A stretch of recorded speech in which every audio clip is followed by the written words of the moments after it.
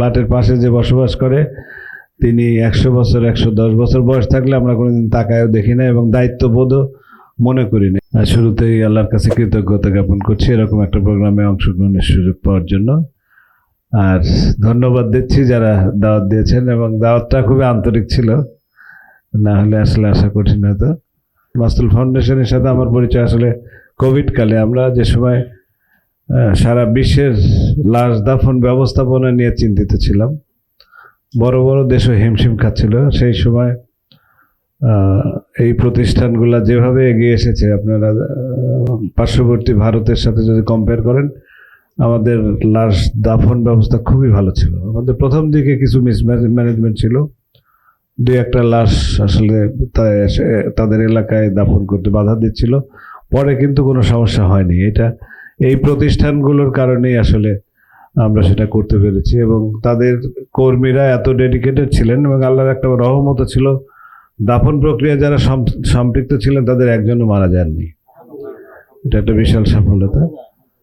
মৃত্যু হলেও তো কিছু করার নেই, কারণ আমরা শুরুতে দেখেছি যারা খুব সাবধান ছিলেন তারা বেশি মারা গেছেন এবং রাস্তাঘাটে আমাদের দেশেও তাই। আমাদের প্রথম মৃত্যু যদি দেখেন যার হয়েছে, উনি কিন্তু কখনো নিচেই নামেন নাই এবং তারা ওই যে বাজারও তুলতেন রশি দিয়ে, নিচে নামতেন না, তাদের অনেকেই মারা গেছেন। তো এই জন্য আমাদের লড়ে যেতে হবে, যার যখন মৃত্যু আসে সেটা মেনে নিতে হবে, কারণ আমাদের কিছুই করার নেই। তো এই প্রক্রিয়ায় যারা সম্পৃক্ত হওয়ার সুযোগ পেয়েছি তারা অবশ্যই সৌভাগ্যবান। অনেকের অনেক টাকা পয়সা আছে, বিভিন্নভাবে ব্যয় করছে, অপচয় করছে, কিন্তু যারা এই যে আমরা যে ব্যয় বিবরণীটা দেখলাম সবই খুবই সুন্দর সুন্দর কাজ এবং যারা এখানে টাকা দিচ্ছেন, দিয়ে যাবেন। সব স্বাস্থ্যসেবা তো আসলে হাসপাতালে এনে দেওয়া যাবে না। সব মানুষের যদি ক্যান্সার হয় তাহলে আপনি কয়টা ক্যান্সার হাসপাতাল বানান?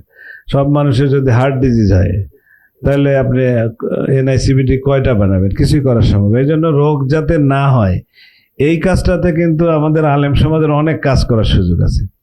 সেই জায়গাগুলোতে আমাদের একসাথে কাজ করতে হবে। আমার 10টা গ্রামে আসলে 2019 সাল থেকে আমরা স্বাস্থ্যসেবা দিয়ে যাচ্ছি। আমরা যারা অতি প্রবীণ, অতি দরিদ্র, অতি অসুস্থ, যাদের জন্য জাকাত প্রযোজ্য, তাদের কার্ড দিয়ে আমরা স্বাস্থ্যসেবাটা দিই। আর যারা সচ্ছল তাদের সেবাটা আমাদের ডাক্তার গেলে ফি দিতে হয়, ফি ওষুধ দুইটাই দিতে হয়।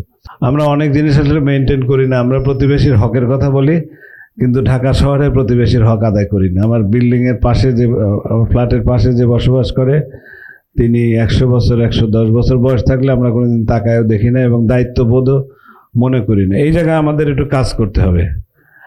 আমরা এখানে প্রতিবেশীর হক আদায় করি না।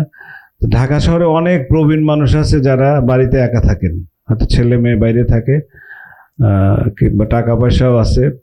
তো হাজব্যান্ড ওয়াইফ তারা একদিনে মারা যাবে না, একজন আগে পিছিয়ে মারা যাবে। তো একজন যখন থাকেন একটা বাড়িতে, তাদের অনেক কষ্ট, তাদের খাবারের কষ্ট, তাদের চিকিৎসার কষ্ট, তাদের অ্যাটেন্ড আসলে কেউ করেন। এই জায়গায় মাসতুল ফাউন্ডেশন যদি হোম সার্ভিস দেয়, আমি ইবনে সিনার একটা টিমের সাথে ওই দিন বসলাম, আপনার তো ধর্মীয় ভিত্তিক একটা অর্গানাইজেশন, আপনাদের সব রোগীকে কেন হাসপাতালে আসতে হবে?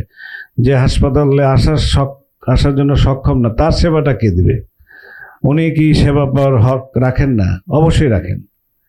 তো সেই ক্ষেত্রে যেমন আমার এই প্যাকেজের মধ্যে যিনি সর্বোচ্চ বয়স্ক, তার বয়স হলো 123 বছর। তো এই মানুষের কাছে ডাক্তার যদি না যায়, উনি কি করে হাসপাতালে আসবেন? এরকম আপনি ঢাকা শহরে দেখবেন অনেক দুঃখী মানুষ আছে, তার অনেক টাকা পয়সা ছিল, অনেক দাপট ছিল, কিন্তু এখন উনি একা একা, হয়তো একটা কাজের লোক থাকে, কাজের লোকের সাথে তিনি জীবনযাপন করেন। এই জায়গায় আপনারা স্বাস্থ্যসেবাটা পৌঁছে দিতে পারেন কিনা এই প্যাকেজটা একটু মাথায় রাখার চেষ্টা করবেন। এক্ষেত্রে সব জায়গায় আপনি বিনা পয়সা দিতে হবে তাও মনে করি না। আপনি টাকা নিয়েও দিতে পারেন, টাকা ছাড়াও দিতে পারেন, দুই ধরনের প্যাকেজ আপনি করতে পারেন। তো আমরা নিজেরা সুস্থ থাকার জন্য চেষ্টা করতে হবে। আমাদের লাইফস্টাইল খারাপ, আমরা হাঁটি না, দৈনন্দিন জীবনে পরিশ্রম নেই। আমরা আসলে যে অফিসে যাই আসি, কিন্তু আসলে নিজের শরীরের জন্য যে আধা ঘন্টা 1 ঘন্টা সময় সেটা দিতে পারি না। বাট আমার কাজ করার জন্য সুস্থতা দরকার। এই জন্য নিজে সুস্থ থাকার চেষ্টা করব। ছেলে মেয়েকে খালি গোল্ডেনের পিছনে না ছুটায় মাঠে নামাইতে হবে, একটু খেলাধুলা করাতে হবে, কায়িক পরিশ্রম করাতে হবে। আর অন্যদের সুস্থ রাখার জন্য যারা আমরা সক্ষম, সচ্ছল, সবল আছে, তাদের দায়িত্ব হলো যারা অক্ষম অসচ্ছল তাদের পাশে দাঁড়ানো। যে কয়দিন সময় আছে সেটি করার জন্য আমি 1 মিনিট পরে ওই কাতারে চলে যেতে পারি, কাজে যে সময় পর্যন্ত আমি সক্ষম সচ্ছল আছি আমি আমার অর্পিত দায়িত্ব পালন করব। জাকাতের মাধ্যমে কর্মসংস্থান সৃজন এবং দারিদ্র্য দূরীকরণে আমাদের অনেক কাজ করার সুযোগ রয়েছে। মাসতুল ফাউন্ডেশনের এই উদ্যোগ আমাদের দারিদ্র্য দূরীকরণে এবং কর্মসংস্থান সৃজনে, আমাদের বয়স্ক মানুষ এবং এতিম শিশুদের কল্যাণে ভালো ভূমিকা রাখবে বলে আমরা আশা করি। আমরা অনেক কিছু এখান থেকে জানতে পেরেছি, এই জানাটা আমাদের বাস্তব জীবনে আমরা প্রয়োগ করার চেষ্টা করব। এই সুন্দর আয়োজনের জন্য মাসতুল ফাউন্ডেশনের প্রতি কৃতজ্ঞতা। সবাই ভালো থাকবেন। আসসালামু আলাইকুম।